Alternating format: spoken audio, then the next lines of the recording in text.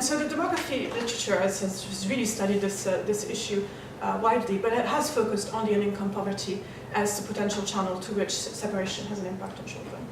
And that's problematic because income in other quarters has been increasingly criticized as a way of measuring deprivation for children. And we argue that this may be particularly the case around separation, when parents may really try and make sure that the separation doesn't impact children's living standards, perhaps at the expense of their own living standards. And well, second, also, the millennium cohort just gives us such a long longitudinal data, and so we're able to look at longer-term effects. But also, the literature has only really been able to study what happens in the 2 years post-separation, which, if you remember from this slide, 2 years post-separation is still really very much in the beginning of the recovery. So you can't really fully see how households recover after do. And as I said, we did things for older. We always separated analysis for older and younger children because we felt that the story could be slightly different for these two groups. The impacts are relatively similar, but income and material deprivation is slightly more, for older children, is slightly less important, as suggested by the descriptive analysis. So older children seem to be less impacted in terms of financial well-being and in the actual material deprivation. And we suggest that might be because these are households that are further along their life course. They maybe are accumulating more wealth. They have maybe like they own their own housing and so on. And so they'll be less impacted from that perspective. However, the impact of parental involvement on the parenting dimension is slightly stronger for the older children in the short run in particular. We perhaps suggest that's because actually the items in the parenting dimension as the children get older get a little bit harder and also don't necessarily occur within the household. So, for example, we include going to the parents-teachers meetings as an item. And that's an extra thing that you have to try and find on your busy day to do. It's not just singing to your child in the morning or and also the thing that I didn't write that, but the leisure deprivation was slightly more important for the older children as well. And we thought that perhaps it's because older children are just more expensive. Taking a child on a holiday that's older, it costs more. It costs more in terms of airplane tickets. They don't just sit on your lap.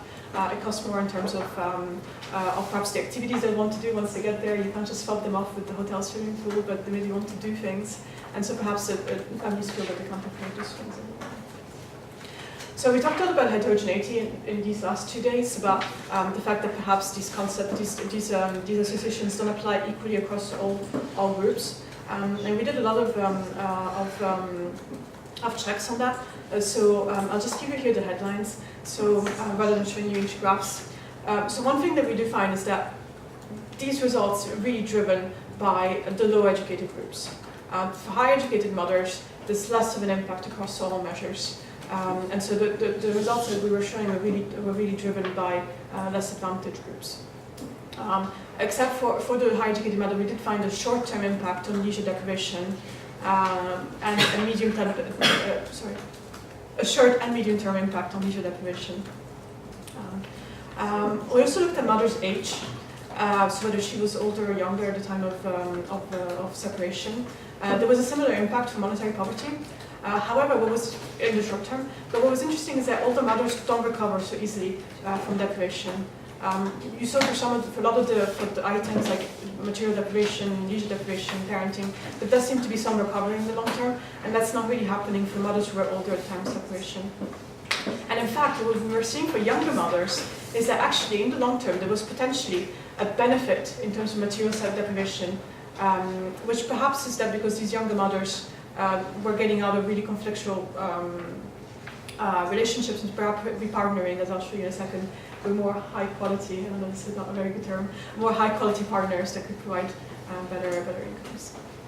And when we look at whether the households are poor or not at baseline, so at 9 months, unsurprisingly, the households who were not poor at baseline were impacted more financially. That's just because they've got more to lose. If you're really poor at baseline, then there's not much lower that you can go. But they were less impacted in terms of deprivation. So all this to say is that it does matter what group you're in, and these associations don't work similarly across all the different population groups.